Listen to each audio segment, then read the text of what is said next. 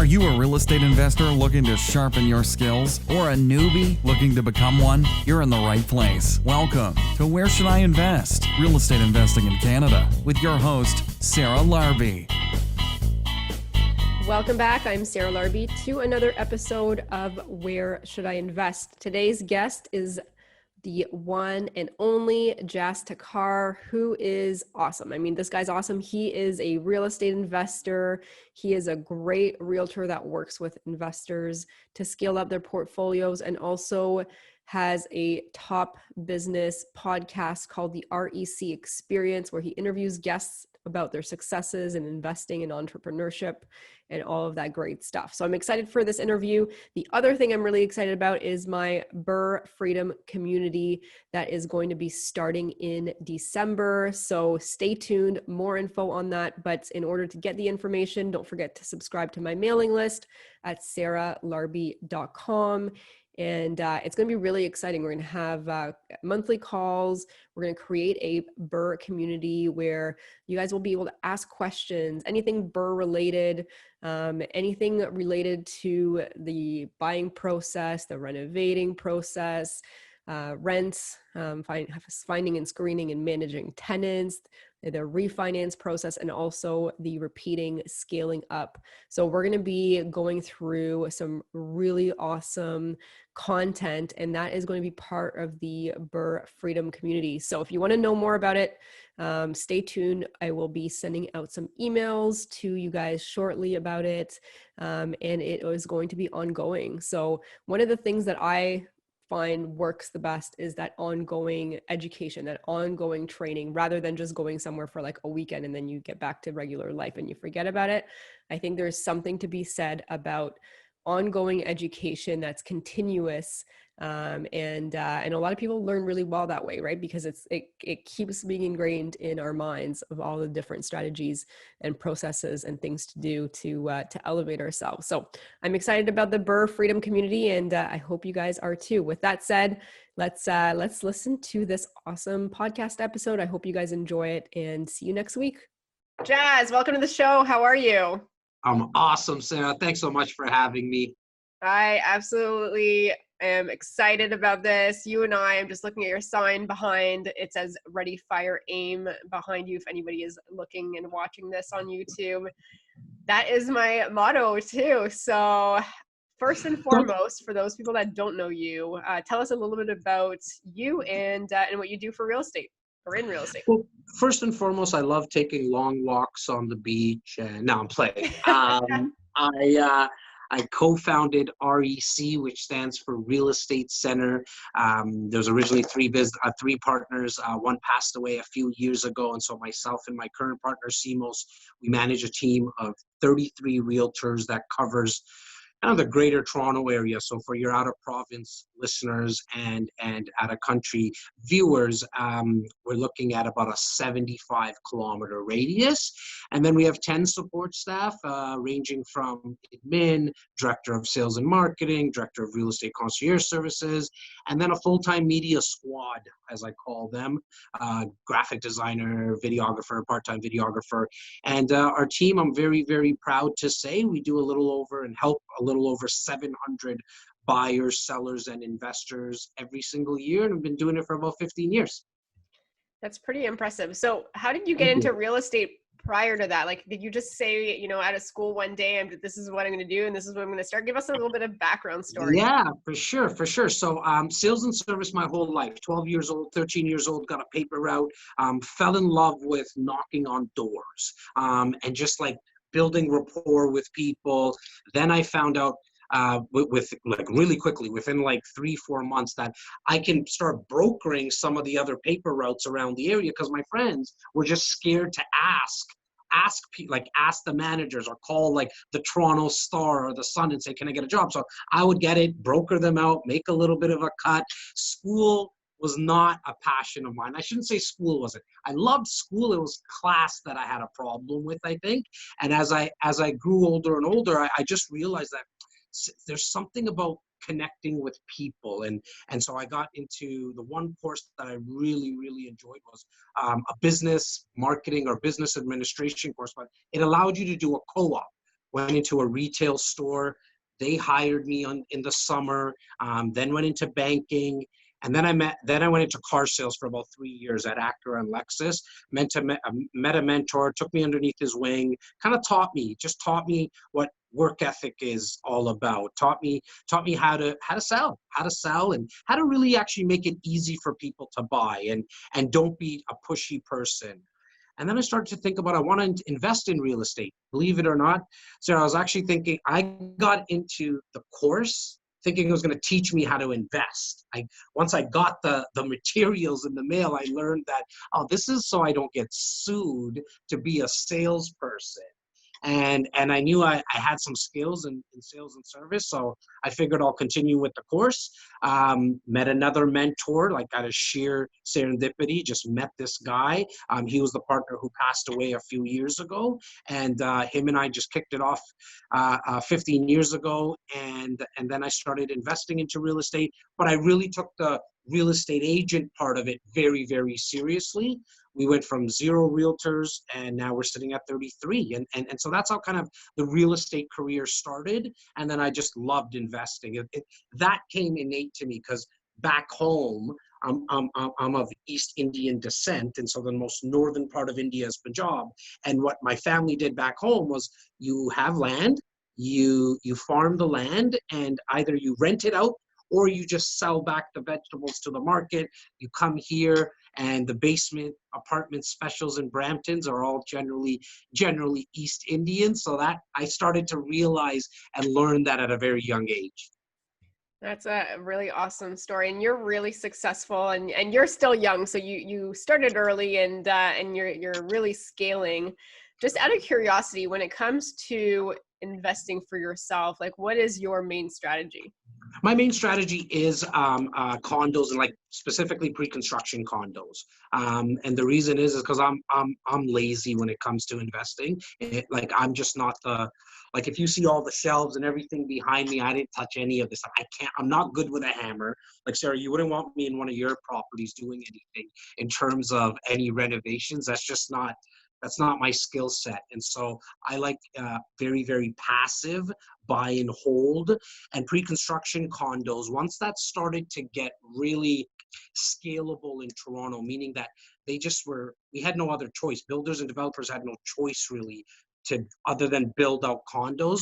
I saw a huge win knowing that tenants are going to want to live in condos because of the fact of how close they are to where people like to work in transit.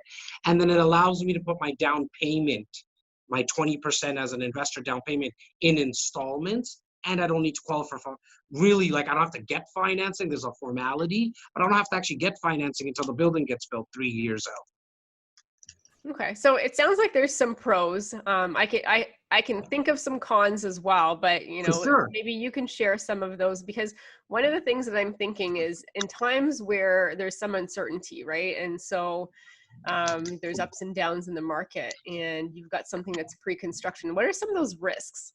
Well, look, I mean, at the end of the day, the first thing that you want to consider is understand that 20%, yes, it's paid out over time, which is awesome and it's fantastic, especially if you just want to start getting into the market. But after what's in Ontario, you have a 10-day due diligence period.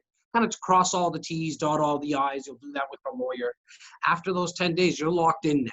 And so you can't get your money out. So it's going to be like 5% in 30 days, 5% in 6 months, 5% in a year. In a year, if something happens or you just want to get your money out, no can do. The only time that you can actually get that investment back out is through an assignment, but you have to usually wait a year before the building gets built. So for me, that in itself is something that someone needs to consider, because if you're someone that might need the money a year out, you're going to be tied up. You can't get it. The other thing is that sometimes values don't perform depending on location, right? And so that's the first thing I look at. But it might not perform at the certain pace that it was, especially what we're going through now, kind of mid-2020 as we sit here and talk right now. Values have not increased at the rate that they were increasing at the start of the year, or compared to the last 5, 7, 8 years that we've seen here in the greater Toronto area. And so that's something that you also want to definitely consider as well. Okay. So personally for me, I don't invest in condos. I mean, I have different strategies and I like to do the renovations because the burr thing is really my thing. But I do find it interesting. And so, for those people that may be interested in looking at condos that do want to be a little bit more hands off, like how do they even determine what a good deal looks like? Like what is a good price? Like how do you do the analysis on the So condos? Can you walk us through that? yeah, for sure. So the first things first, like as I mentioned, location. You wanna, because location is going to determine everything else, right? It doesn't really matter if you're gonna do a condo, do a burr to a property, student housing, whatever the strategy is.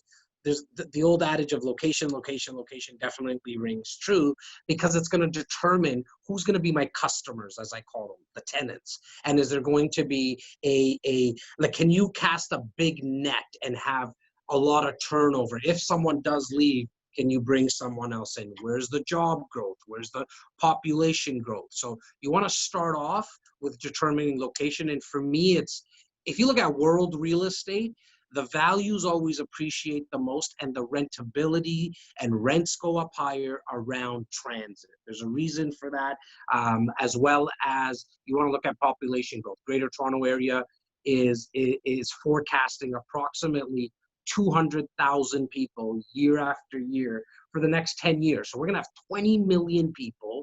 We have a lot of people coming in, but we don't have a lot of supply.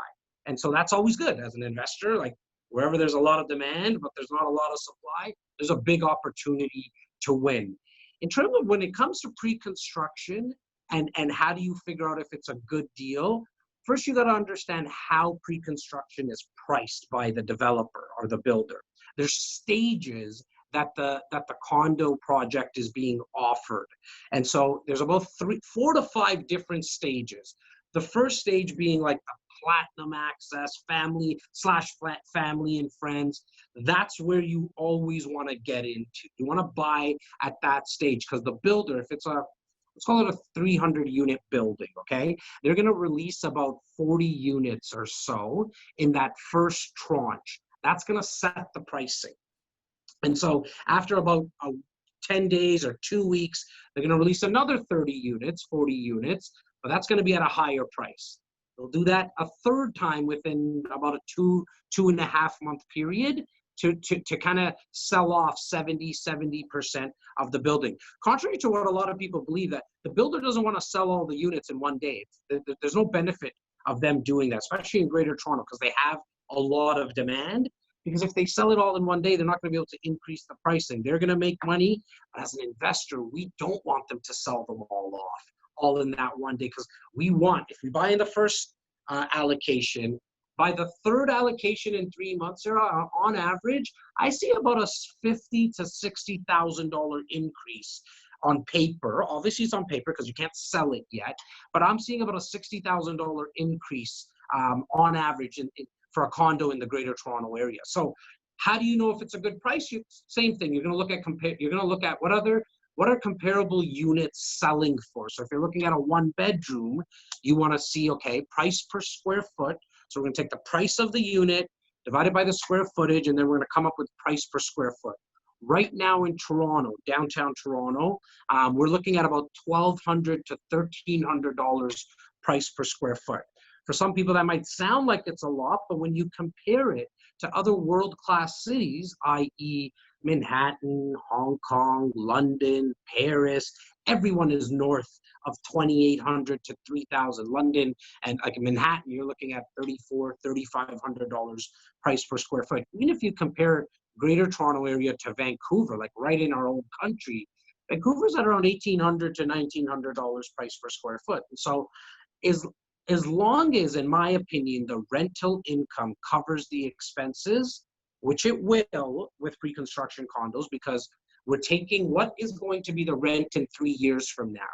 Because that's what you want to make sure that you forecast the rent very, very conservatively. I use about 3.5% year over year increase. We've seen a lot more than that in the Greater Toronto Area, but you'll still get condos that cash flow. Now, I'm going to get $500, $600, $700, $800 a month. That's not happening. And so if that's what you're looking for, then this strategy is not for you. This is for somebody who wants to, it's really more of an equity play, right? You know that you're going to build the equity via the market appreciation, as well as what I think any investor loves with real estate is the fact that the mortgage is being paid down by somebody else. Yeah, absolutely. There's definitely not going to be as much cash flow in buying condos as you would with multifamily or something else No. further out, Yeah. especially in the main city. So can we just like really simplify it? Like what is an average one bedroom? Like the last like 10 deals that somebody bought, like what was the average, not cost per square foot, but just total? But so you're probably looking at about average, you're looking at about $500,000. Okay. And rent on that is roughly what? You're looking at about 2,400. Okay. And so 20, in that price, the 2,400, they're going to pay the mortgage, the taxes, maintenance costs. and maintenance costs, you're looking at about 250-ish around there. Okay. 250, 260, and the tenant's going to pay the tenant's going to pay the utilities, i.e. the hydro, because the hydro's not in the maintenance fee, the condo fees. The tenant will pay for that. Okay, and the tenant will pay for the heat. The water would be in the maintenance fees. Okay. So give or take, like they might be out of pocket $100 or $200 a month. Is that fair to say for that kind of strategy? Now, depending on location, you might get a little bit higher in terms. Sorry, you might get a little bit lower in terms of the purchase price. So, for example, you could still find something, a one bedroom. It's going to be 420 square feet, 425 square feet, which definitely sounds like a shoebox, but very, very practical for a tenant. You could still find something right around that 450, 470 kind of range. But I would say you might be about $100 or neutral cash flow. Okay.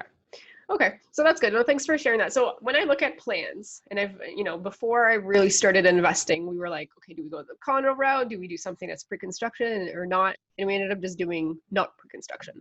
Yeah. But looking at these different plans, is there stuff that we need to look at, like how the layout looks? Like what is better, a one bedroom, a two bedroom? Like walk us through that, because I actually have no idea.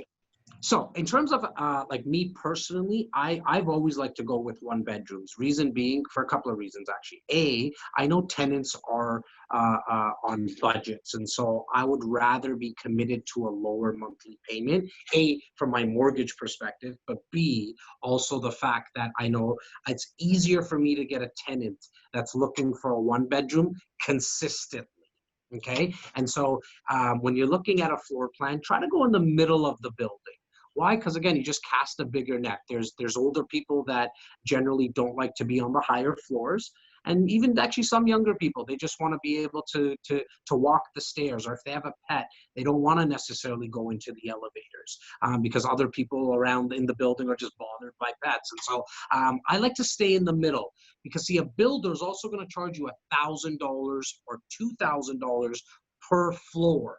Now, if you're in a building that has 25 floors, you buying on the 24th floor because you got a better view, that's not going to help. That's not going to help the numbers, because a tenant doesn't really care. They're not going to pay you more. They're not going to pay you more in rent just because you have a better view. Your resale value is going to be slightly better, especially if you're clearing all the other buildings.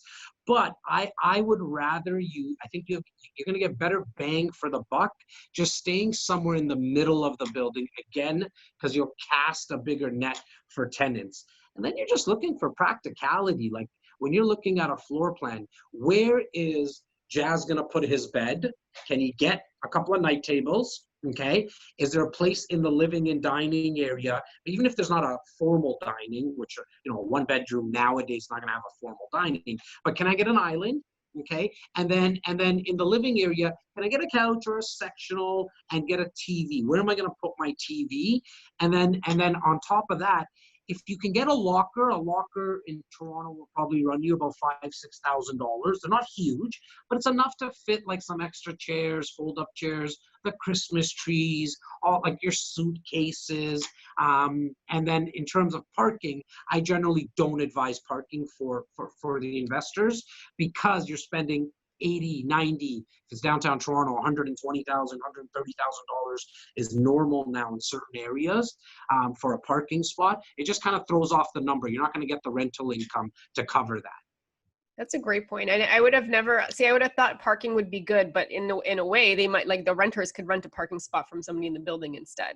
You're going to see so many notices up for parking spots consistently in a building from I got cousins, Sarah, that are 24, 25. I got tenants that come across in applications. They don't even have their driver's license anymore. Like, I remember being 16, 17, waiting at the, like, I think I might have slept over at the DMV just to get my license. It's a different time now, right? Like, that younger generation, it's like, what do I need a car from? Either going to Uber or like those car share places, right? Zip Especially living cars in, and stuff. especially in Toronto. I mean, I don't actually think I got my driver's license until I was 23 or 24 because I See? lived in Toronto and I was by the subway and that's all I knew back in the day and it was totally fine, but I am glad I got it. But Yeah. yeah, you're right. So, okay, so is there a difference between like if I'm closer to the elevator, if I'm in a corner unit, like does any of Yeah. that stuff matter?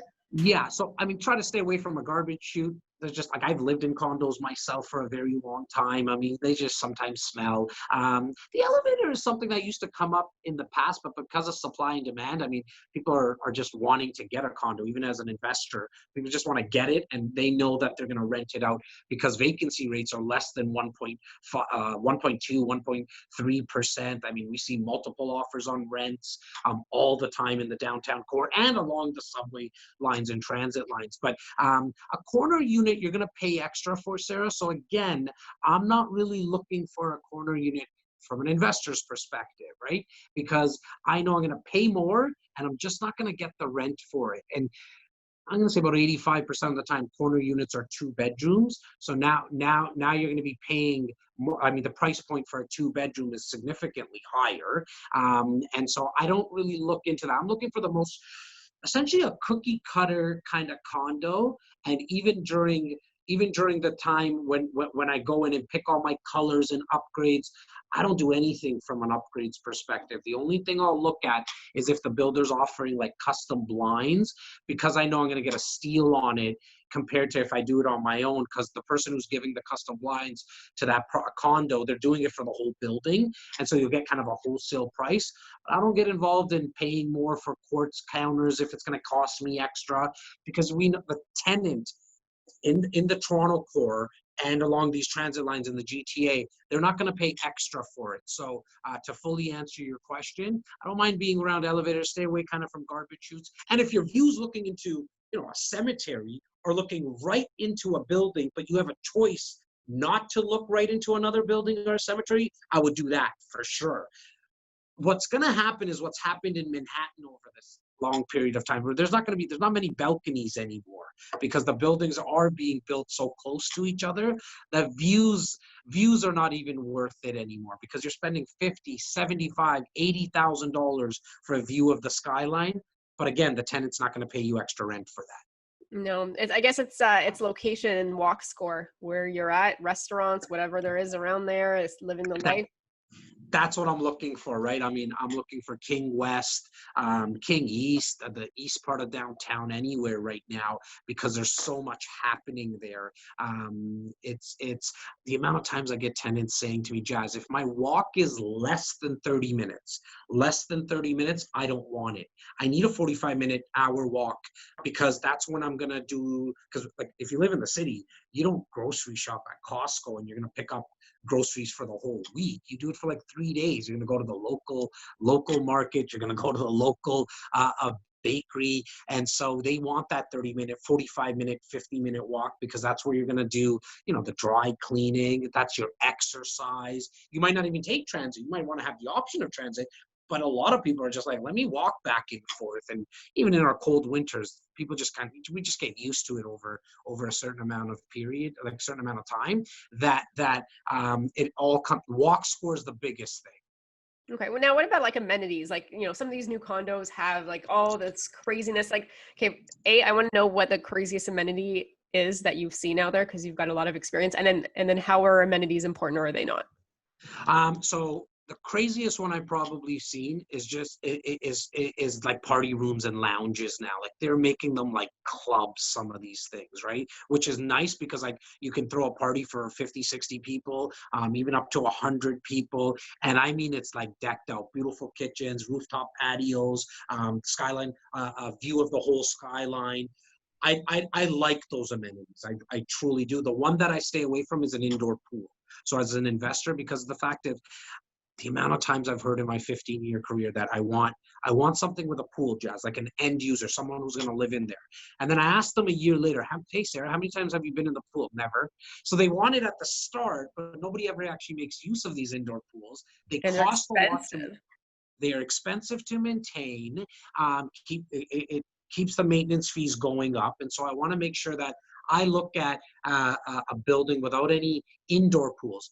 Outdoor pools, on the other end, that's something that I actually like to have in my condos, because there's a cool appeal, like a sexy appeal to it. You know, it's Vegas, it's New York or Miami feel to it. And so they actually get used. You go from May 1st to September 30th or whatever it is, mid-October. Sometimes we get some really nice weather here in the GTA.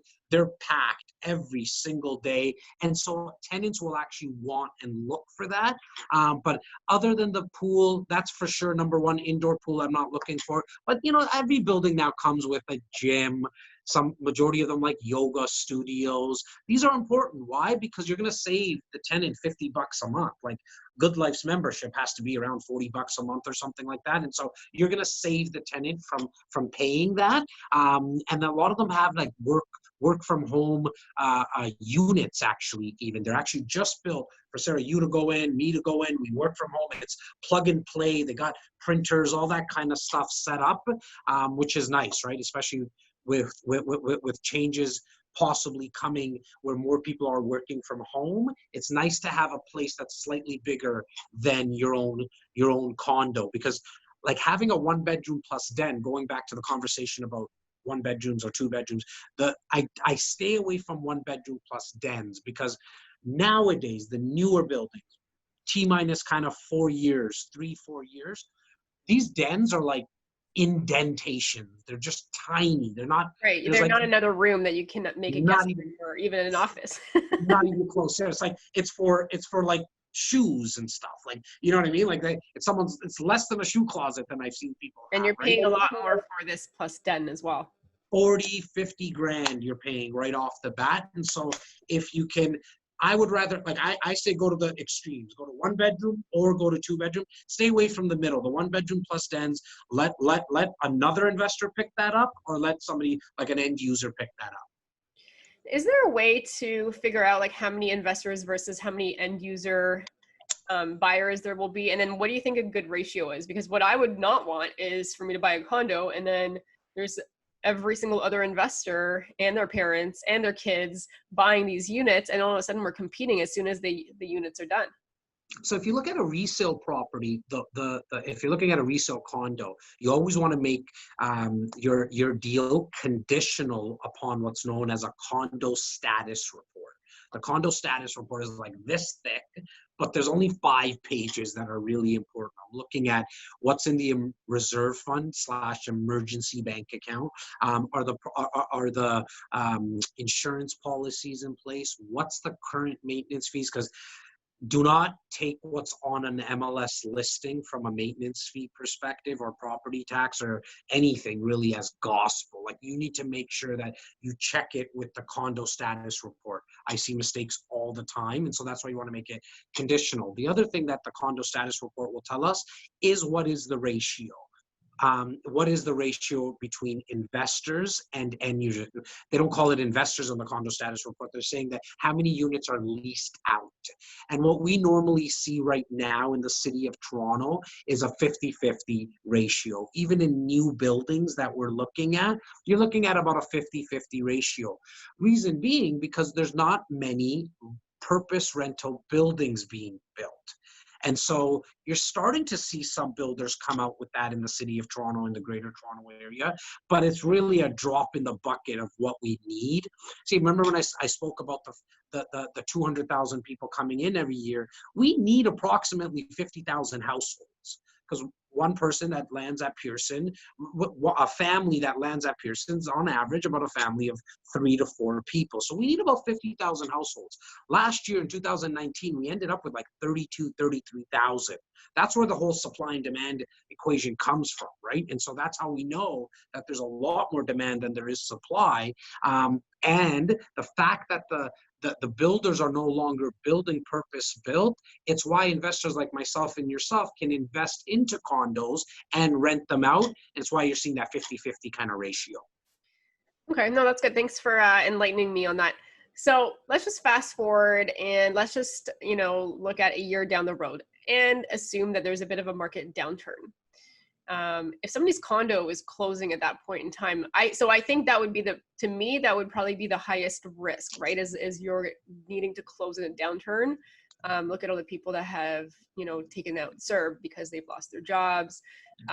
Lenders are changing some of their requirements. So any advice for people buying right now that may or may not close, and depending on, if you're buying right now, what I'm highly recommending is look at projects that come with a rental guarantee, because there is projects where the builder is guaranteeing the rent, and that's almost like the best situation from an investor's perspective, because it doesn't matter what happens to the market, the builder is putting their money where their mouth is. And so even if it's not rented, in fact, I hope it doesn't get rented, because then nobody touches my unit. Chances are that's not going to happen, because the builder's not going to be out of pocket. But do you pay for that though, like in the upfront cost? No, I used to be in sales too. Are you sure? Yeah, no. I mean, they don't mark it up by 30 grand. Yeah, so sometimes, does that happen? For sure that happens, but not all the time. Sometimes that's actually an added on incentive.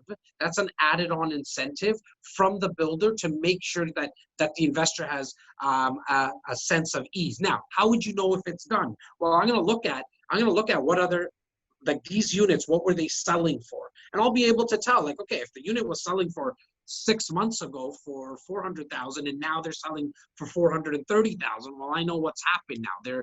They're actually all they did was increase the price. Don't look at that project.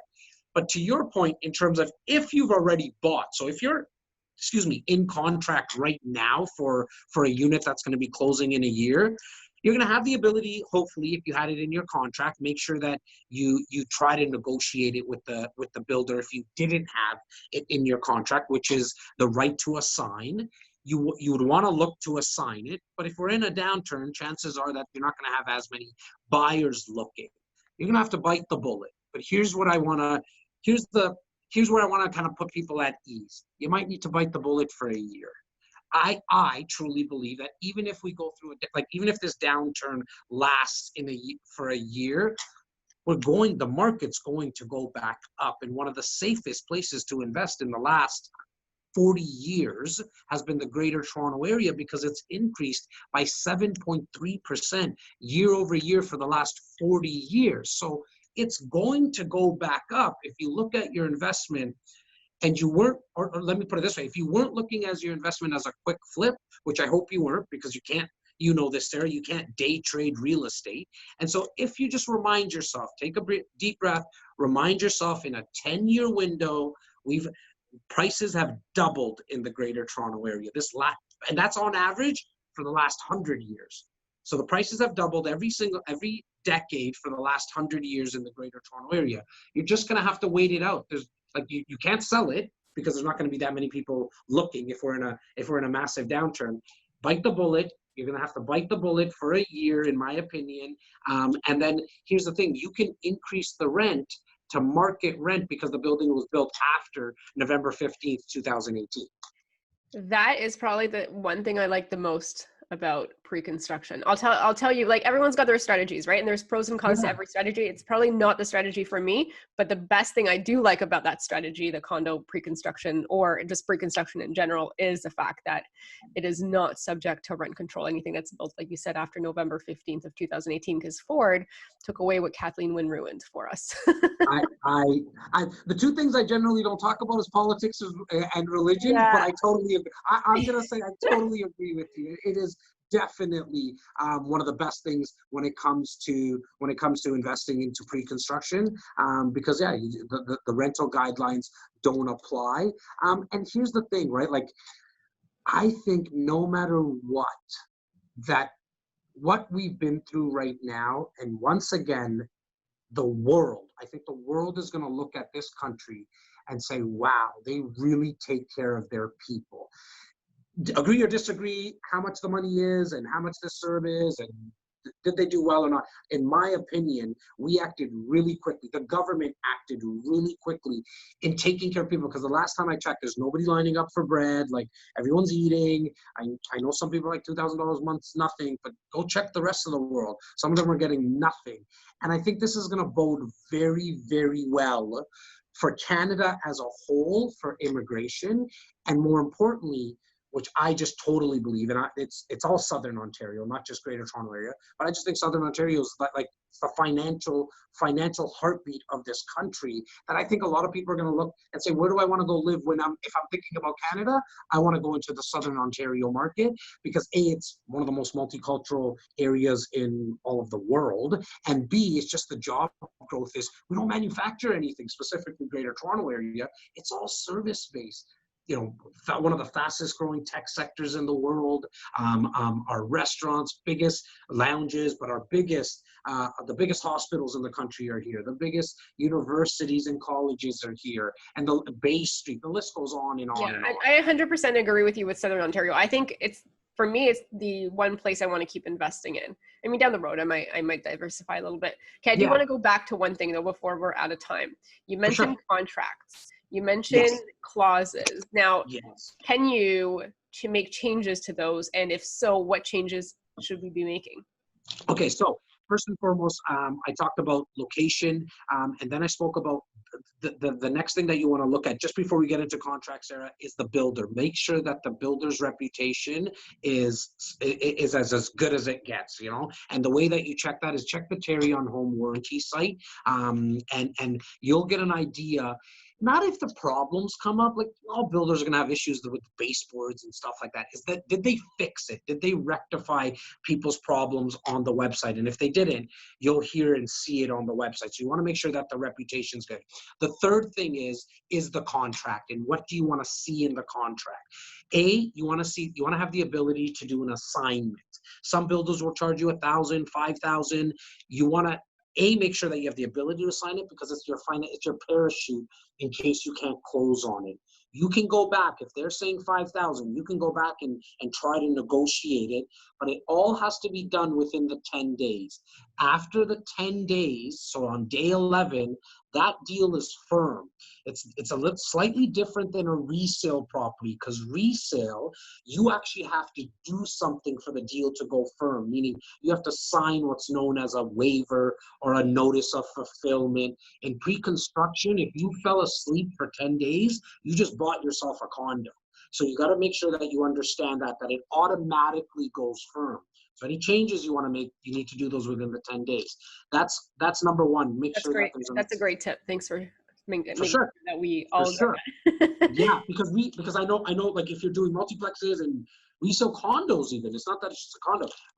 If you fall asleep, then you just bought yourself a condo. So I need to make sure people understand that. And you would have given a deposit of around $5,000 to $10,000, you'll lose that. And then you're also in a contract that's firm and binding. So you cannot fall asleep for 10 days.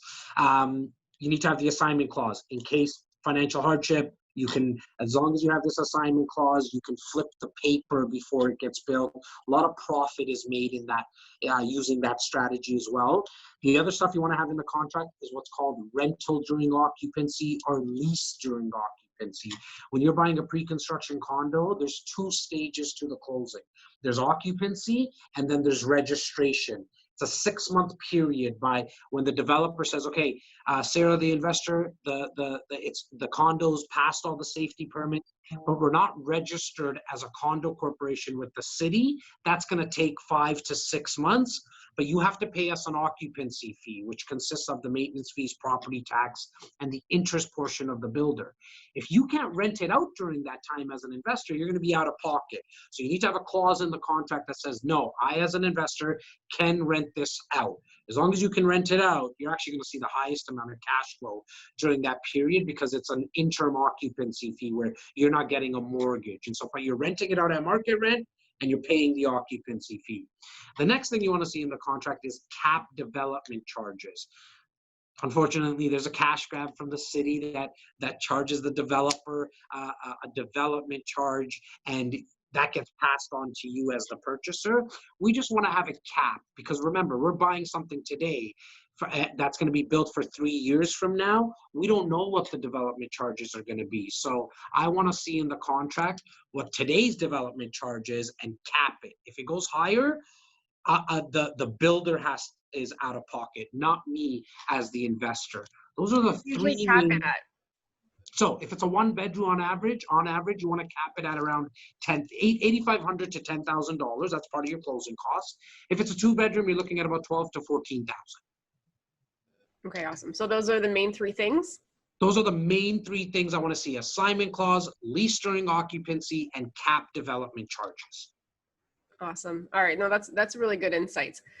So, just as an investor in general, let's just say you wanted to rent it, and all of a sudden, I don't know, your tenant doesn't pay, right? So that this is what you're hearing a lot of. Whether it's a condo, whether it's a unit, whether it's a property, you still have a tenant. So even though you can jack up the rent, you're not capped at the 2.2%. Just keep in mind, you still have to do a very good, thorough job of screening and finding that tenant, because we're still in Ontario and the LTB and the RTA is still very geared towards those tenants. I mean, anybody who's listening or watching, I think, Sarah, you probably have the best checklist around. And so just check out your checklist and everything that the Right Club talks about and discusses. This is no different. Like, you are renting out a property. And yes, in Toronto, in my opinion, in Greater Toronto area, the class of tenant that you're getting is generally making more money compared to other areas, even in Southern Ontario or the country.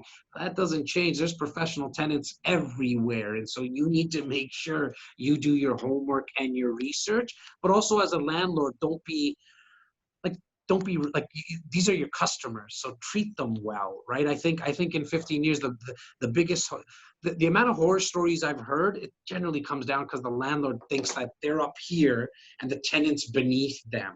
You got to remember that on average, the tenant's giving you $10,000 in principal pay down every single year. Passive appreciation on the low end is going to be 20 G's, let's call it. That's 30 grand they're giving you. If I'm giving you 30 grand every year, be a little nice to me. Give me a bottle of wine, maybe. We don't all celebrate Christmas, but we celebrate the holiday season. Like, come check me in, give me a call once. I'm giving you 30 grand every single year. Like, absolutely. No, I agree with you. They're a paying customer for sure. So one of the things is with this whole Airbnb back and forth and the city not liking Airbnb, I know this was coming prior to this COVID and the downturn and everything like that. I think my question, first of all, always have 2 exit strategies. Hopefully you didn't buy a condo to Airbnb and now it doesn't work for anything else. But my question is around more the executive rentals and what the demand is for that kind of stuff in Toronto, where it's like furnished for a few months. It's a certain little pocket in downtown Toronto. If you can picture the old Air Canada Centre, the Scotiabank Centre now, right around the financial district, there is a high demand. In fact, I work with a company that exclusively does furnished rentals, executive rentals, and she has had a backlog. I haven't checked into her like during this time. Obviously, nobody's flying in, but you were looking at a backlog of about 3 years of furnished rentals. We were actually reverse engineering, where we were finding investors only in this 2-3 kilometer radius right around the Scotiabank Centre, which I say Scotiabank Centre because that's kind of the financial district, financial core of downtown Toronto, where the demand was significantly higher than what the supply was. We are now starting to see a lot of the Airbnb units hit the long-term rental market, which is bringing up the vacancy rate.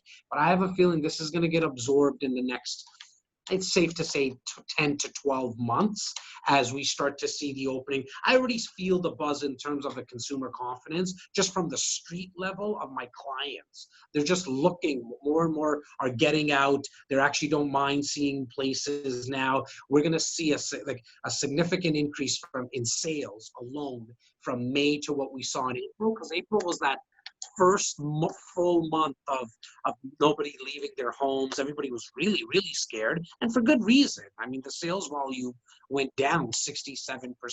I think we're going to be hovering right around that 40% mark from May. And yes, more units did hit the market from Airbnb to long-term rental, but I think we're going to see those get consumed up. Because remember, we needed some supply. We needed supply. There was multiple offers there happening at the rate of every night. We were seeing 10 to 12 separate units in the downtown core getting into multiple offers. Yeah, it was definitely a crazy time, especially, well, before everything happened, but, end of last year, beginning of this year, like even in, the areas that I invest in, it was absolutely insane. 20 offers on properties that were decent. They were good, but I guarantee you that 20th offer that got it likely way overpaid. So right. I actually like this time a little bit from an investor's perspective, because you got time now. Like, you don't need to get into a multiple offer situation in every single area. You can go do the basic stuff. If it's a resale, like make it conditional on a home inspection, make it conditional on financing, make it conditional on a condo status report. I mean, I've seen multiple offers, thousands of them in 15 years that I've been doing this. It's like people think, oh, realtors like it. No, not really, because you have to rush everything. The whole process needs to be rushed. As an investor, you don't get the time to just breathe. Like, let me make this conditional, and let me dot all these I's and cross all these T's. Make it conditional on the due diligence or the lawyer's approval. In multiple offers, a seller's not looking at any conditions, generally speaking. Yeah, absolutely. So last question then before we get to our lightning round. I'm just curious, part of what I'm thinking may happen, and again, nobody knows for sure, is when we're self-isolating, staying away from people, and the people that are in condos with elevators on the 20th floor in a one bedroom with potentially, their spouse or significant other, I wonder if they are going to say, I need more space, or I need to look for those condos at the ground floor that I can just walk out, or I need to find something that has a yard. Like, what are your thoughts on that trend? Are people going to stay in the city, leave the city? What's going to, again, nobody knows, but what do you think?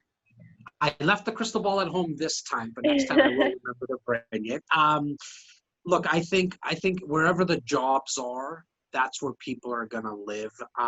Developers here in the Southern Ontario market, we're landlocked, right? So south of us, we got the lake. North of us, we have the Greenbelt legislation, which just doesn't allow, the developers can't build out subdivisions, need to build up condos. It's why I think we have the most cranes up in the world, second to maybe Singapore. I don't see a huge shift. In fact, I also think there's a big movement of people being in lockdown for so long, realizing how much space they really do use. Like, I do have a home because I had to move out of the city because I have 2 younger kids. And I realized being home for 8-9 weeks every single day, like, wow, I think I only use 700-800 square feet of my home. Like, the rest of it's been useless for me. And so I just don't see a big enough shift of people leaving condos. It kind of reminds me, on a different note, like of 9/11 really quickly, like where a lot of people were like, no one's going to want to work in skyscrapers and no one's going to fly in planes because of what happened. We both know that didn't stay true. Like, still buildings got built in Manhattan, towers, I think they built towers even bigger than the World Trade Center, as they should have. And people still flew. I think there'll be, for the next 7 months, 8 months, 12 months, call it a year, there's going to be thoughts, like, as you mentioned, and then people are just going to get back to what was semi-normal, right? I see it in my office. We've been closed. We were essential services since day one, but we all decided to stay home. As of today, we started to kind of allow people back into the office. We had a lineup of people just wanting to get back. We're all laughing like, man, I can't wait to touch you. I just want to hug you. Like, can we get back into that again? But there's also going to be people, as you mentioned, like, I don't want to touch the elevator buttons, but not at a scale where you're going to see construction stop of condos. All right, awesome. Well, thanks for sharing your thoughts on that. All right, awesome. So next part of the podcast is lightning round. So I'm going to ask you 5 questions, and you're going to Answer them rapidly. First thought that All comes to right. mind. Ready? Love it. All right. Question number 1. What is your favorite real estate investing book ever? First real estate investment book, Robert Allen, No Money Down. All right. Awesome. Number 2. What is your favorite podcast? I'm going to say Sarah Larbi's podcast. Okay. So other than mine, because I don't even know if you listen to it or not, but other than mine, what do you think? Gary V, the Gary V audio experience. Awesome. All right, cool. Next question. What is your favorite pastime aside from real estate? What do you do for fun? Play with my kids. How old are your kids? 6 and 4. All right, nice. Number 4, if you lost all of your money and your assets tomorrow, how would you start again? I would build it the same way that I built this. I would build it with people and just sales and service is my gig. All right, nice. And last question, if somebody has $50,000 and they want to get started, how would you recommend they spend it? I would say purchase a home or condo where the rental income covers the expenses. Just get into the market.